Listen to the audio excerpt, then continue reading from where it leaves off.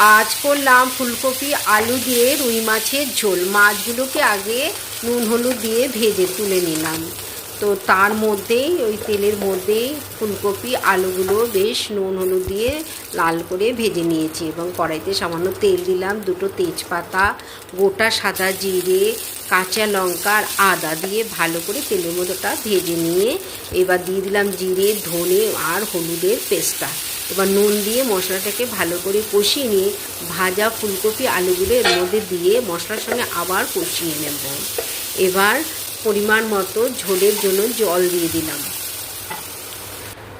জলটা যেই ফুটে উঠলো এবার ভাজা মাছগুলো দিয়ে দিলাম। এই গরমে এই ফুলকপি আলুর ঝোল, পাতলা ঝোল খুব ভালো।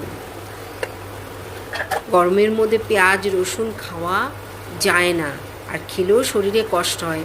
তোমাদের কেমন লাগলো কমেন্টে জানিও।